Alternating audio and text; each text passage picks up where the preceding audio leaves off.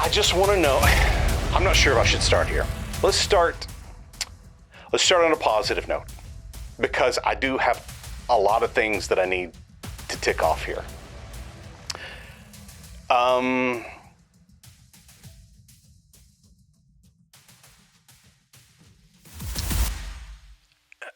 When it comes to professional wrestling, if you are talking about it, we are talking about it. Welcome to the Wrestle Chat podcast with the AntMan. So we got a Sasha and Bayley sighting. Dolph is shedding his old skin.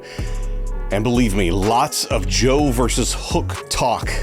And you could watch every WWE PLE this year for free. We'll tell you all about it coming up. Welcome to episode 42 of the Wrestle Chat podcast. I'm your host, the AntMan, and Michael, for a slow week in pro wrestling, we sure got a lot to get to on this episode. We do. It's kind of interesting. It's not that there's been a week of any major headlines or anything, but there's a lot going on in the some of the lower layers of professional wrestling. So I'm excited to jump into it with you. Well, a show that happened last Saturday after this podcast came out, episode 41, was the first, and I hate saying this, it was the first TNA pay-per-view, almost a PLE. I'm not sure what they're called with TNA. I think they're pay-per-views because I paid for it. It was TNA's, the first one that I'd ever watched, and it was Hard to Kill, and there was lots to this. Let's start with Sasha and Bayley. I didn't notice them during the event, and I think it was on purpose that I didn't notice them because they had them hidden pretty well in the dark, but they were there together. Sasha and Bayley there to watch Trinity's women's title match in that. Does it mean much to you when you see, I mean, they're friends. So to go support another friend, not a big deal. But to have them inside the arena where they can be seen by fans, that seems like it's just maybe a tad step more forward than I thought that they might do. What about you? Well, I mean, it wasn't for a lack of trying to be incognito. Yeah. I mean, there was the sunglasses and the hood and the trench coat and the nose with mustache glasses. And, almost. You know, the whole bit.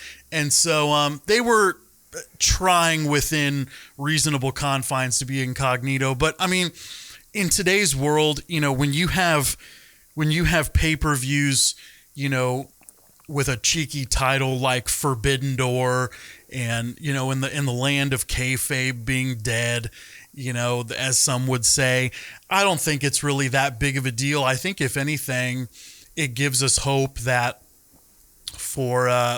to see people come back to where they're supposed to go. Mm-hmm. You know, still a lot of scuttlebutt around Sasha Banks, Mercedes Moné about where she's going to land. And so if nothing else, it serves to fuel the rumors of friends talking to each other about what they should do. I almost think that their incognito-ness made them stick out more than anybody else in that crowd.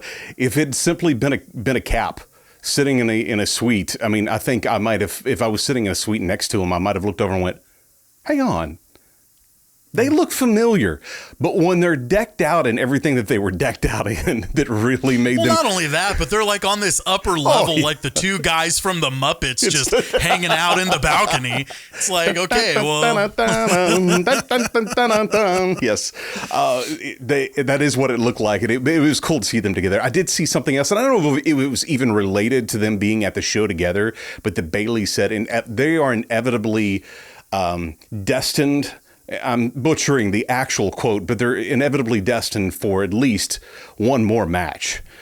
And I hope that's sooner than later, and I hope it's back in WWE. Something else that happened at TNA Hard to Kill last weekend was Dolph Ziggler, or his real name, Nic Nemeth.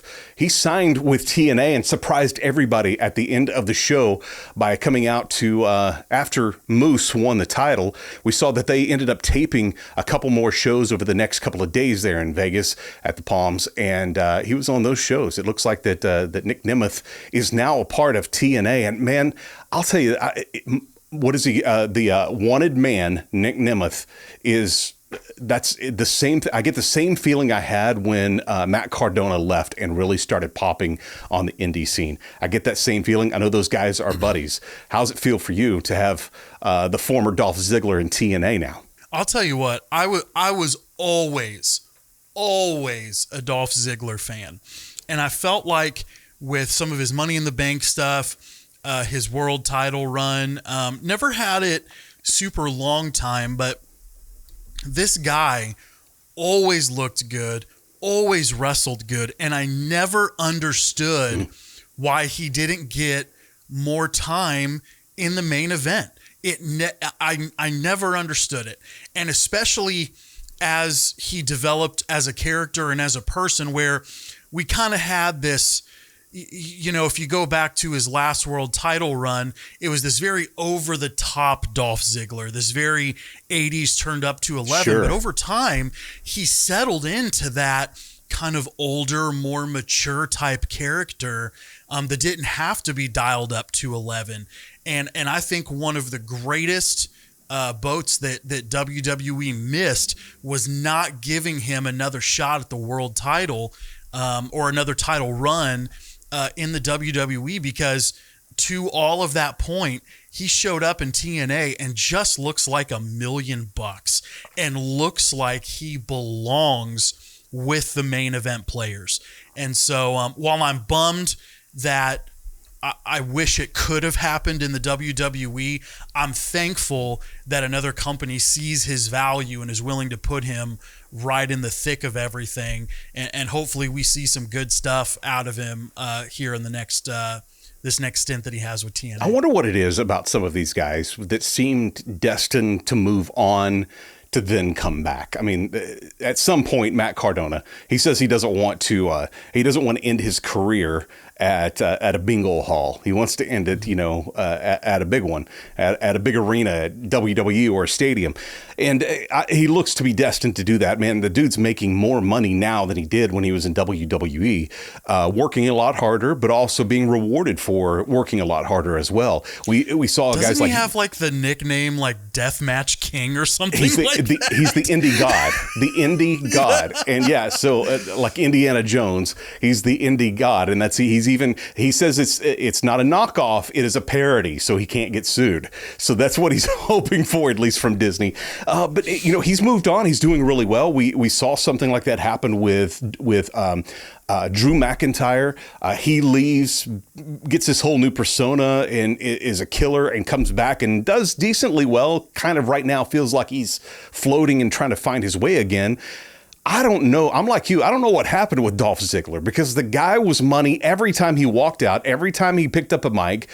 You couldn't ask for more from a guy like that in any situation, and he was always great, but he never went to that next level, or at least when he got moved up to that next level, it wasn't really to the next level. It was until somebody else came along, or at least it felt that way.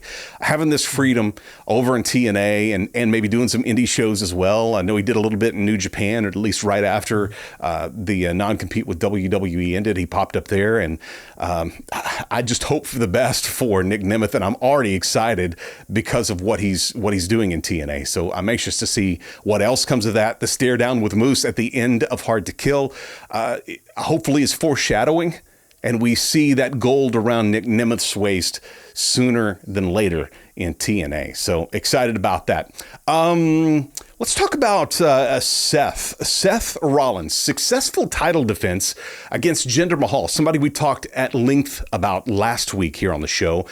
It was a great showing in that match, and they built it up. It was the biggest thing that night. Even the entrance, not him coming to the ring, but the introductions. They did the old school title on the line way, where the lights are dark and there's only 2 spotlights, and they're on each one of them. And out of the blue, Jinder Mahal looks like a real threat to the WWE World Title, and Seth Rollins reigns. They've teased a cash-in several times as well, and they did it on this one as well. We'll get to that here in a second. First, let's talk about the match, though. Personally, I thought this match was outstanding. And if any question was, should Jinder be in a match with Seth Rollins for the world title, was squashed at the end of this match. What about you?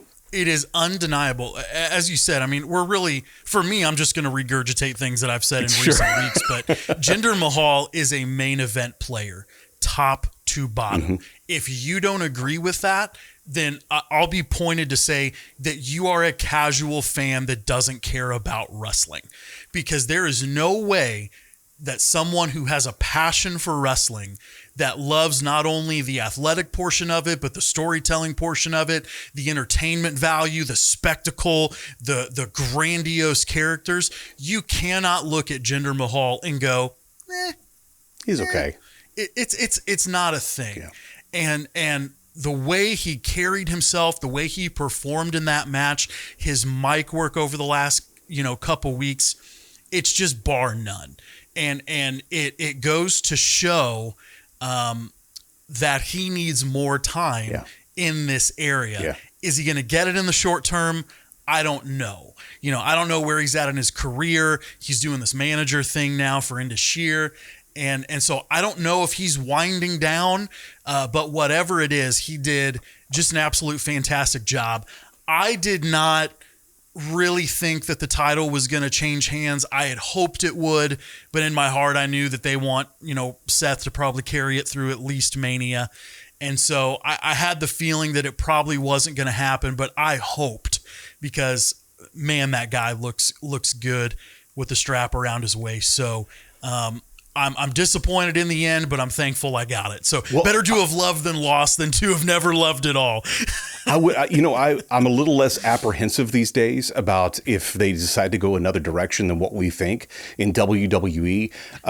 Triple H and crew have done a fantastic job. We're going to get to some of the changes in production that they've done over the last couple of weeks here in just a little bit later on in the show.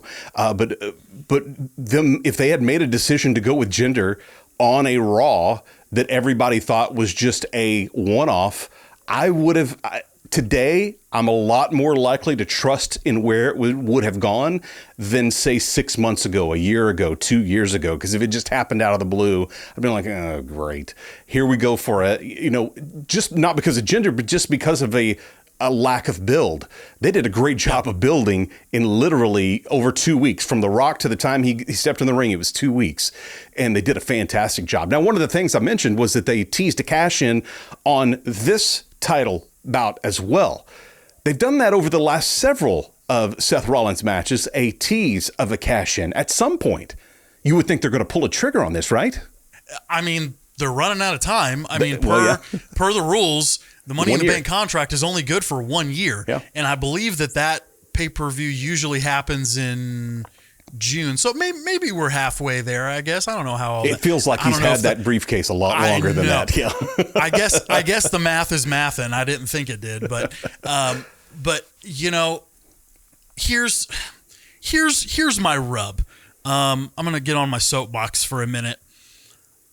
I don't like the way that they've always played the Money in the Bank briefcase, that the person is always focused on one champion. Sure. There is no reason, with how much Judgment Day has floated between the two shows, especially with the guys being tag champions, that there should not have been more teasing on Roman Reigns for the 5 minutes he was around. I was going to say, he'd have to be there more often for them to tease any of that. But there's plenty of other titles as well. Right. And so to the point, I wish they would broaden, the danger of the Money in the Bank briefcase, even to such an extent of, with how much they've built the Intercontinental title with Gunther. Yeah. Why not tease the cash in? Now, I think technically the briefcase is for a world title shot. I mean, they've never really died on that hill, but we all just assume it's a world title shot. But all that to say, it's a little tiresome for me that Damian is just always 5 steps behind Seth, just waiting and waiting and waiting, when it seems like there's more to play in that story. I don't know where the end of the road is for Damian Priest, to be honest with you. There's a lot of people, a lot of big players that could be lined up for the World Heavyweight Championship. Let me be clear. I'm a big Damian Priest fan. I have no shade to throw Damian Priest's way. But at the same time, do you go Damian Priest over CM Punk? Do you go Damian Priest over a number of guys that are on the Raw side that could be world champions right now. So giving it back to you, there's a big pool of people that are main event players. It's the best problem to have, but at the end of the day, you got to book it, and it's hard. Well, you brought this up, and it's made me think that are we running out of time? If it is June, that is actually an angle they've never actually taken. Hey, we're running out of time for this guy to cash this in. And what if you do and you get to the end and you are on the Monday or the Friday before the Money in the Bank and he still doesn't cash in because he doesn't have the opportunity and he's wasted it away. That's a completely different story too that we have never seen before with the Money in the Bank. That could be a really cool angle that they do with it. And we'll find out. We still got a few months left. And could it be something at Mania? Yes. Could it be something at the Royal Rumble? Yes. Could it be happening on a random Monday or Friday night? Absolutely. Something that does happen every week and now happens live with you, Ryan, John, and Jay as the Man-Child Chronicles. What's been happening over the last few weeks with you guys? Well, I'll tell you what, we've kind of, whatever rules we had set for ourselves, we kind of just broke them all. You know, that's okay. For a while, or for pretty much the majority of our existence, we had been releasing episodes on Fridays, and we just decided, hey, we're gonna relax. We're going to record when we can get together, which has been more often than not Saturdays. We stopped doing pre-records and started going live on social media. And we're having a lot of fun, and we're continuing to experiment. This last week, we did a lot of cutaways to reels and shorts from Instagram and YouTube talking about some pop culture stuff. And we, discussed, in our weekly meetings that don't happen, that, we're going to do a little bit more of that. We're still playing games. We're still talking movies. There's still dark humor, toxic masculinity, insulting each other, the whole bit. But it's a really fun time in the Man-Child Chronicles universe of just, hanging out with each other, playing some fun games. We've got some cool stuff that's coming down the pipeline. Again, all live in real time, more often than not on Saturday mornings. And so I would encourage you guys, if you just need a chill way to hang out on the weekend, or maybe just catching replays during the week, come hang out with us. We're available on YouTube for video, also available where you listen to all your favorite places you listen to podcasts in audio form. So come check us out, the Man-Child Chronicles. Easy link right here in the description of this episode. If you're watching this on YouTube, they are the only channel in other channels that we love. So you can find it right there too. Easy to find. Click on that and watch any of the previous episodes and be aware of, set a reminder when a live episode is coming up with the Man-Child Chronicles. Punk has a new merch deal that's not with WWE. We'll talk about that. And it appears Sting's final opponent has been chosen. Still a lot to get to just ahead here on the Wrestle Chat podcast. More of that coming up. Hey, I got a question for you.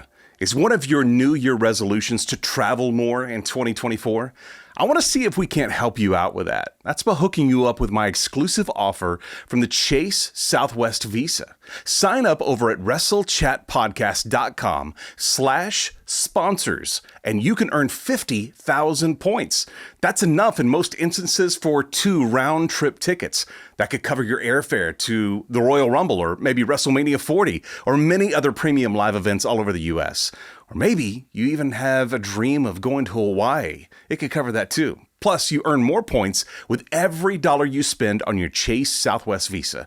Some restrictions apply. You can get all the details, though, over at WrestleChatPodcast.com/sponsors.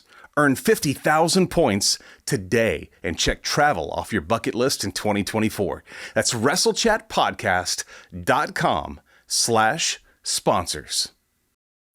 I've followed this company for a little while now. The first one that I ever saw from Roots of Fight was a Muhammad Ali shirt that I thought, oh, that is a sick shirt. The next one I think that I saw that I really paid attention to was a Rey Mysterio shirt.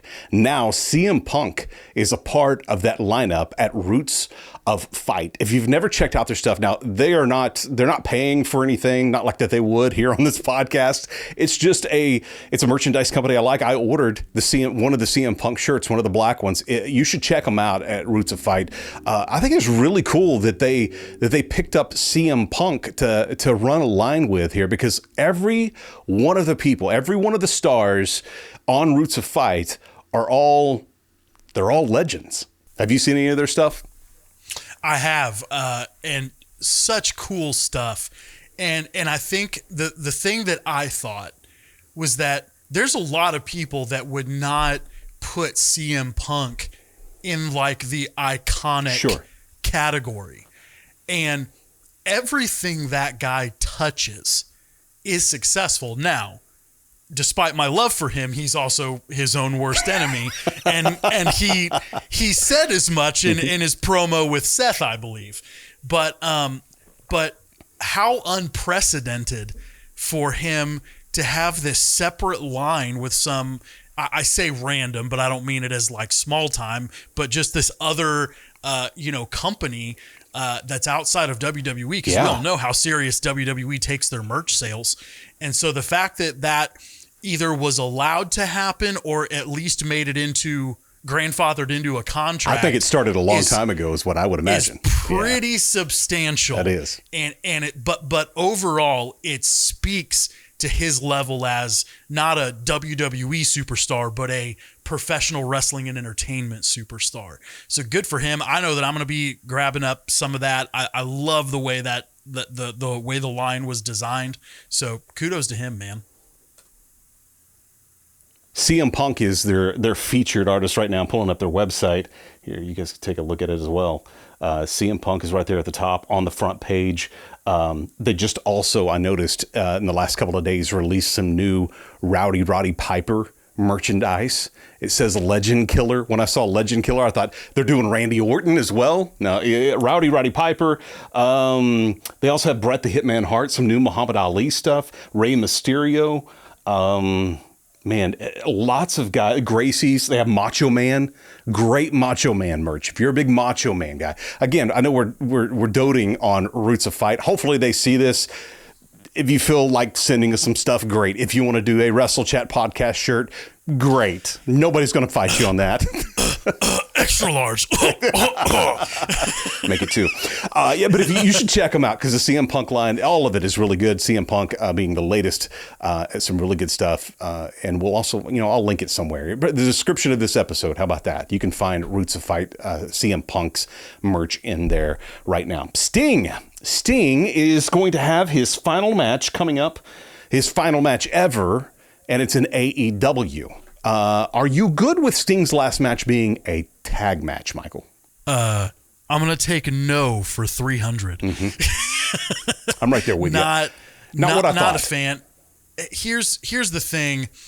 It seems like there's more than one person that goes to AEW to check off their personal ending my career bucket list, and not necessarily what's good for the brand at large or storylines or this, that, whatever. Now, here's don't hear what I'm not saying, which is I'm not saying these guys are selfish. I'm not saying these guys are in business for themselves.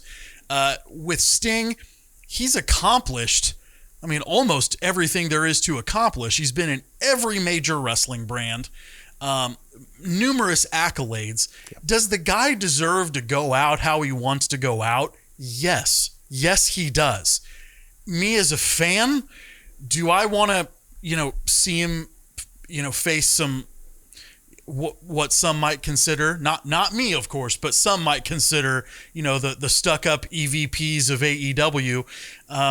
It's not the way that we want to see, Sting ride off into the sunset. But at the same time, man, it's his curtain call, and he needs to do it how he wants to do it so he can be at peace with it. You know how I mentioned earlier that if they had decided to go with Jinder Mahal on WWE today, if they decided to go with him as the world champion just out of the blue, I would trust it a lot more than I would have like 6 or 8 months ago.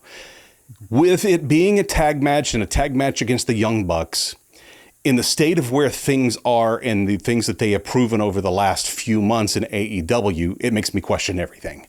And not that everything has been bad in AEW, because it's actually been the opposite. Not everything has been bad. There's just been some key things that I'm like, how do you miss that, or this, or that, or this, or that? Or why are you focused on Jinder Mahal and tweeting about it incessantly and calling out Eric Bischoff? Worry about your product. This is what I mean. Worry about your product. The icon, Sting, is ending his career in your company. You shouldn't be tweeting about anything. You should be focused on what his final match is. If I were booking it, I don't know where I would have gone with this. What I think would have been cool and would have been great at putting a younger guy over is that he has been working hand in hand with Darby Allin since Sting came in to AEW. I wish something would have happened with those two for Sting's last match. He's the guy that you've been training up and building up, and it's time for the understudy to step up. You've taught him everything he knows, but you haven't taught him everything that you know, and you're going to get into one final battle when you used to be friends and now you're going to be foes. I kind of would have rather had seen that than to see them two teaming up to take on a new version of the Young Bucks. It feels a little, I hate to say it, feels a little indie. Yeah, and here's the thing too. You know, we've all heard the expression rising tides raises all ships. Sure. And we talk about that in this context of the success can be shared by everybody. But what is not discussed often enough is that with that rising tide of success, the rising tide of expectation comes along with it. Great point. And here's what I would say is AEW making bad decisions. I would not say or call them bad decisions, but here's the problem. Every other brand is making a lot of good decisions. Even TNA, who many could argue as of a year ago would have been in third place maybe. Yep. And now you've got TNA and WWE making fantastic decisions. And even though your decisions in AEW are not bad, if they're just okay, they look bad. Yep. And so to your point, there's so many things that are being focused on that are probably not good for the greater brand overall. And, you know, you can say whatever you want about Vince McMahon, Triple H, but at the end of the day, everything goes back into the business. And the business is professional sports entertainment. You know, Brock Lesnar in the last couple years is giving back because it's his time. The Undertaker dropped his streak to Brock Lesnar because it was time to give back, and then proceeded to lose several times after that because it was about building other storylines and building bigger stars. And I'm just not seeing AEW pour back into the business for itself, even at the expense of itself. So what I'm saying is I'm not taking a dump on AEW because I love a lot of things that AEW is doing. But my point to this whole rant is the tide of expectation has risen with the success and the boom of professional wrestling again. And AEW needs to rise with that tide and hold itself to a higher expectation for what it's doing. Sean Ross Sapp reported earlier this week that there were several options that were proposed to Sting, and this is the one that he wants. I want to know what those other ones were proposed to him. I want to know what they were and why you settled on this one. I have a picture, I'll find it sometime and share it, of when I thought I was Sting, probably around 9 years old. Face painted up for Halloween, knee pads on my elbows. I was Sting, and I am excited to see him go out the way he wants to. Just because it's not something that I am necessarily in line with doesn't mean it's not great and won't be great. It's coming up and it's sold out. So looking forward to Revolution coming up in March on AEW and Sting's final match. Noticeable changes in production for WWE. Kevin Dunn is gone, and it almost was like while he was walking out with his box, new things started getting implemented. Things that may have been, quietly happening in the background at maybe NXT, and hey, we're gonna start working on it here without him knowing. And as soon as he's out, boom, let's pop it in. And that's certainly what it has looked like and what it has felt like. We're not seeing as many quick cuts in matches, and definitely no more zooms. I have stopped taking my Dimetril or whatever that is that you're supposed to take when you're seasick. Clearly, I didn't really take it, but what are those patches they put behind your ears? So when you're on a cruise, Dramamine, thank you. I'm not feeling seasick watching Raw and SmackDown anymore, thanks to the new production techniques. But even more than that, there was a lot of talk about the set at Raw this past Monday night. Come to find out, it wasn't really a planned set design change, at least yet, because it was really just because a lot of equipment didn't get to the arena because of the weather, and they really threw that together in less than 24 hours. Triple H saying so on Twitter, and really commending everybody who jumped in and got involved. But what are some of the things that you've noticed on the production side of things changing since Kevin has left? Well, I can tell you one thing I really miss is the camera following the chair shots in the expedited movement. We should get a GoPro and stick it on it. Just build a chair with a GoPro in it so we can see it from that point of view. That'd be great. Well, they put them in the ring post. Why can't they put them in chairs? Exactly. No, here's the thing. Anybody that does podcasts likes production to some extent. Yeah. It's the means to justify the ends for some people. But I know, like for you and me, we love production stuff. We're always looking at it, So what I don't want to do is take, a complete dump on Kevin Dunn. Yes, there's been some controversial things, and there's some people that are not huge fans of him, but he held down a global product and was a mainstay in a very successful company for a long time. So kudos to him. But just like in a lot of areas, there are certain people that can build things and take them somewhere. And then there are people who can pick up the ball and make it grow past what the builder could do. Both are needed, but rarely are those two needs the same person. Yeah. And so while Kevin Dunn has done some really cool stuff, it's really cool to see everything kind of morphing and transforming. And the main thing that stuck out to me was a lot of these vignettes and storytelling bits that we're getting, so powerful. And while I know they're taking a lot of production time and time with the superstars, it is propelling storylines in ways that we've not seen since the Attitude Era and the way things were playing out on TV then. But it's so cool that we're breaking away from interview in the hallway, red or blue light shined on the ceiling, a little bit of truss here, a little bit of road case there. It was very predictable. And not that it was bad quality, it served the purpose just fine, but we're seeing more creativity coming out, and it's something that's feeding into itself, because now the superstars are able to be more creative with their characters, and we're seeing the natural evolution of things, and super cool. So I'm thankful to have all these cutaways, these vignettes, all these things that are happening. And I'm excited to see what more happens. I mean, it's been a very, very short time, and we're seeing pretty significant changes. So time will only tell when, some of the big wish list things start happening for the team internally. The setting can tell the story sometimes almost as much as the superstar. So it is cool to see them to get out of the norm. We've got lots to talk about with Joe versus Hook. Plus, the Royal Rumble is coming up 1 week from today, next Saturday. The Royal Rumble is going down. We'll speculate on surprise entrants. And if you want to watch the Royal Rumble and every other WWE PLE this year for free, you can. Here's how. The Royal Rumble, WrestleMania 40, Elimination Chamber, Backlash, Money in the Bank, and more. Watch every single WWE premium live event in 2024 for free. Head over right now to WrestleChatPodcast.com/contest. Enter your name, your email, your favorite premium live event, share your Instagram with us, and click that yes, subscribe me to your newsletter, and hit submit. You'll be entered to win every single premium live event with Peacock Premium. Head over right now to WrestleChatPodcast.com/contest. It showed on our screen or on our clocks 15 minutes left in AEW Dynamite.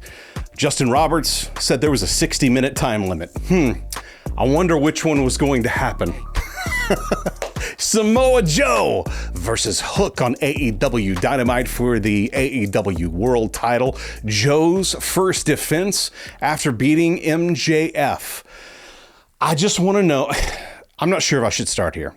Let's start on a positive note, because I do have a lot of things that I need to tick off here.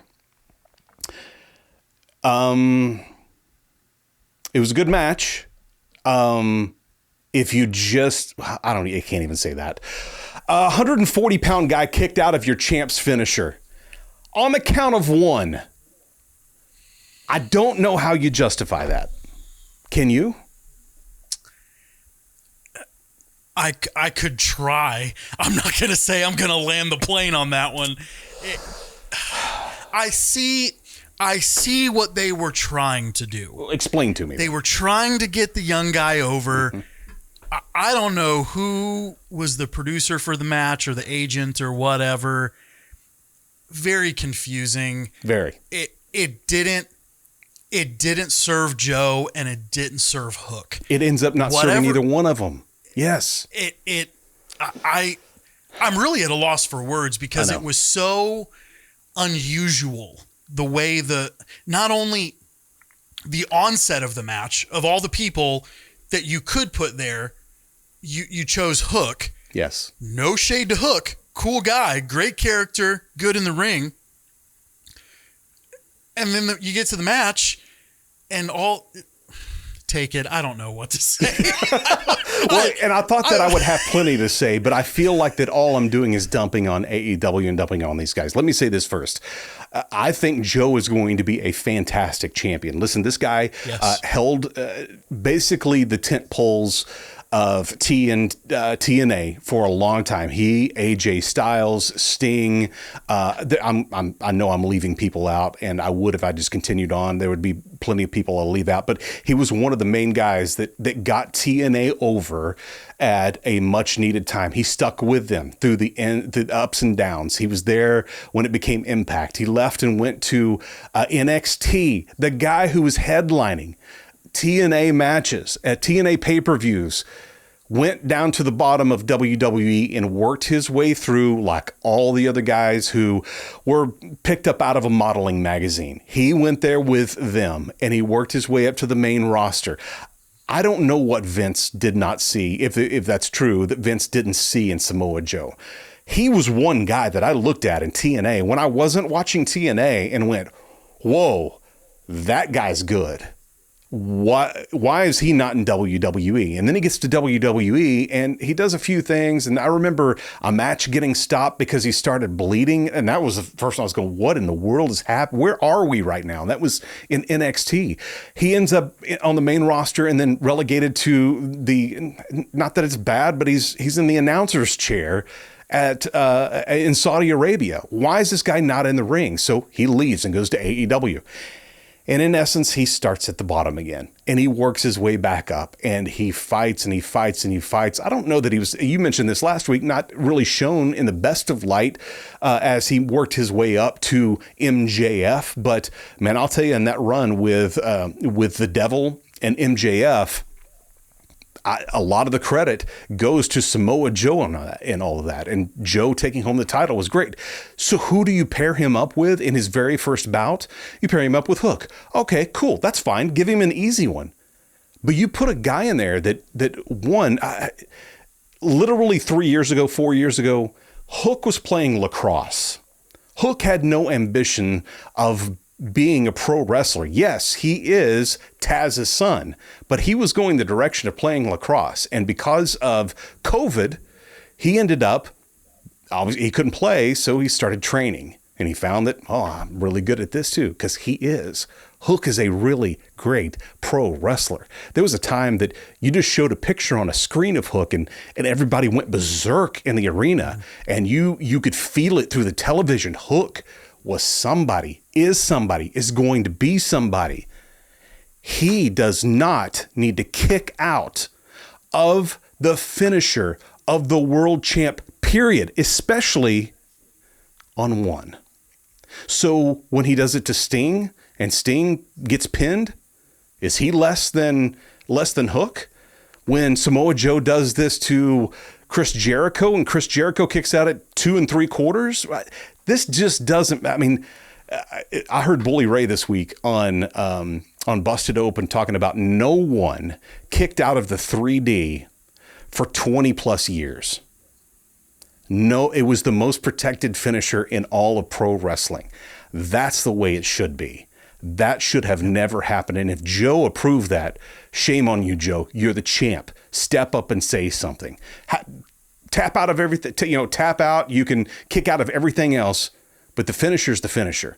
Let's pull the curtain back and talk about TJ. This is the move that put TJ, Natalia's husband, on the shelf. It broke his C3, C4, whatever it is, and he no longer wrestles because of the muscle buster. But Hook kicked out of it? You got to be kidding me. Now, let's take it from a different angle. Let's hypothetically say it wasn't done on purpose. Let's say rookie mistake. What do you do with that now? Yeah. What and how do you? Okay, you make a great point, because I want you to take this, and because what it felt like they were trying to make it look like that Hook was going into business for himself. Mm-hmm. Yeah. In some, so go ahead. I'm sorry, I didn't mean to interrupt you. But I'm glad you took over, because I'm just saying, well, when you reference Joe there, I don't know that he would let it happen. And so it kind of makes you wonder if it was just, now I don't recall the pin situation, like if there was a leg hooked, if, whatever it was, if it was a full weight cover, or kind of a lean over, whatever it was, but maybe the dude just kicked out too early. I don't know, but in any situation, to echo, wanting to say positive things, we're not dealing with talentless people. We're not dealing with bad production or whatever. We're just, the booking just leaves a little bit to be desired. And that's simultaneously the easiest and hardest thing to fix. It really is. And so, it sucks that it happened, but it's yesterday. I'm not thrilled about it, but hopefully we can figure out a way to make some better choices. But here's another point that I had with the match, is that you and I haven't even texted about this. Taz is out there calling his son's match. After the match is over and Joe comes back in to beat him up again, no longer a match. But Taz is not doing anything? Taz, this is your kid, bro. Your son is getting beat down. He being Samoa Joe, rolled back into the ring after he choked him out, the coquina clutch. He didn't tap out, by the way. He passed out. Hook just passed out. There was no tap out either. He kicked out of the finisher and didn't tap out of another finisher. He just passed out.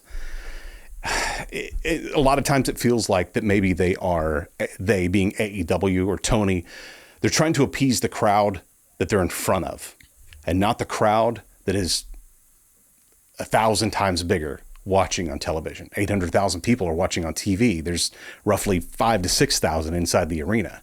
What's the ongoing story? And at the end of this, where does it leave both guys? What does it say for Joe that he did every move that he had and barely beat the guy, and only because he passed out and he didn't even tap out? And what does it do for, we're going to find out next Wednesday and this was another point that I've heard guys bring up too, is that, with the way AEW has been going, they won't even mention Hook next week. He won't be on TV. He won't be doing anything for the next 3 weeks. And randomly, he'll be wrestling some guy from Ring of Honor that we've never heard of.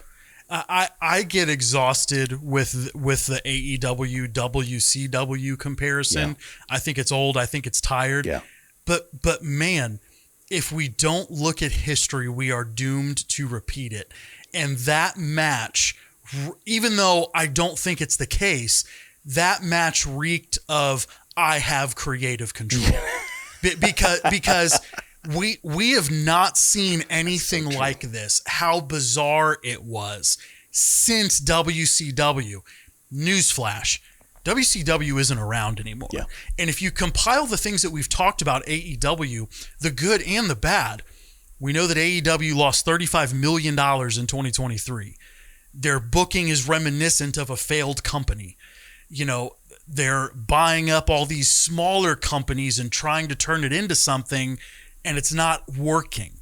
And so there needs to just be, and who am I, right? I acknowledge that I'm just some guy on a podcast, on the internet. What do I know, right? But it just, from the outside looking in, it just seems too obvious that history is repeating itself with AEW. It was a wealthy billionaire that wanted to get into the wrestling business. So we found some guys, some big players to help him do it. And then over time, it just continued to slip and continued to slip until it was no more. And so far, we're following that exact same story. The match started with people cheering for Hook and chanting, "Joe's gonna kill you." To the end of the match, the crowd not saying anything about either one of the competitors. They were saying, whose house? Swerve's house. A guy that wasn't even in the match. I'll leave it there. We only have a few more minutes, and when we get to the Royal Rumble, we're going to do a whole Royal Rumble episode coming up next week here on the Wrestle Chat podcast before it airs next Saturday night.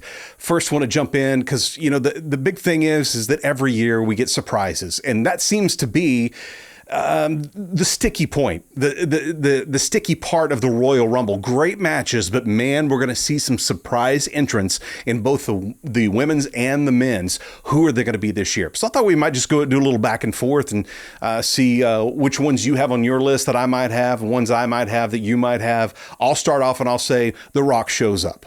How about you? You know, I'll be honest, I haven't, it's been a crazy week, and so I haven't had time to fully immerse myself into the surprises of the Royal Rumble. So there's just some simple things that I'm hoping for. Okay. And one of them is I need my dose of Pat McAfee. Okay. Yep. That's a great one. I need my Pat McAfee appearance.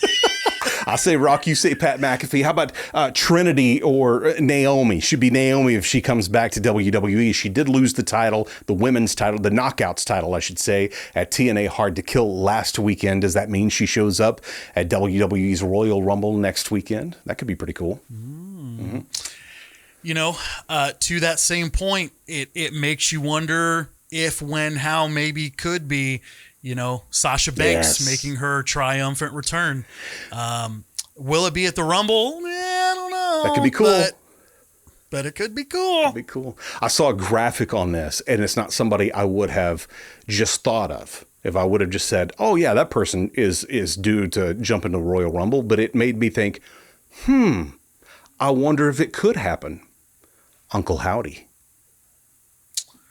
Interesting. How about that? Wouldn't that be kind of cool? I would be very thankful to see it. I think my only gripe could be when that happens. Yeah. I want it to have more time. Yeah, and I don't think I don't think you can eliminate Uncle Howdy. I think it's just like at the end of the match, you see him standing in a doorway or something. Yeah, that'd be something cool. Like that. That'd be cool. Yeah. Probably next, you know, we've been hearing a lot of scuttlebutt. I'm going to go Andrade. Yes, good maybe pick. Seeing him roll back in, and oh my God, pause, timeout, old school Saved by the Bell, freeze. Can we just talk about Andrade and Santos Escobar and the colossal amazingness that would be? Santos Escobar right now is just blowing my mind with how much he is embodying that, like, South American drug lord almost character. And I'm just like, God, I love him so much. It's so good. Well, and that's what's great about the Royal Rumble as well, is it ultimately is about who wins the Royal Rumble match in both the men and the women's, but it's also about the stories that start developing inside the match. You see those two guys, you see Santos already in the ring and he's been eliminating, 2, 3, 4, 5 other guys. Music hits, Andrade comes out and they just have a stare down in the middle of the ring. You see a future story coming with those two guys, and neither one of them end up winning, and it doesn't matter. One causes the other one to get eliminated. That creates a story. It's going to be fun. It is. I mentioned this last week or the week before, that the Royal Rumble has rapidly risen to my number 2 premium live event, and I'm anxious for it next week.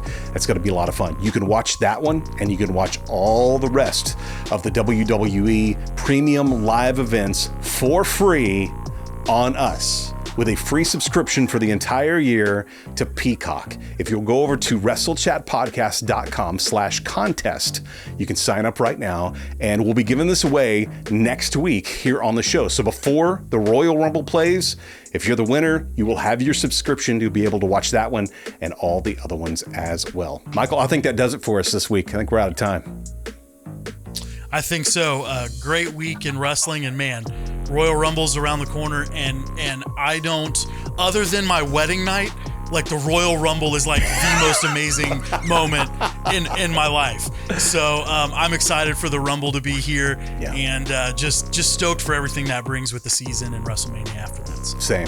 Yeah, good to have you again this week. Good to talk. Good to have you guys here with us as well. Remember to subscribe and to like this episode, and do the old school word of mouth. Tell a friend about it. It would help us out a lot. We appreciate it, and we'll see you next week here on the Wrestle Chat podcast.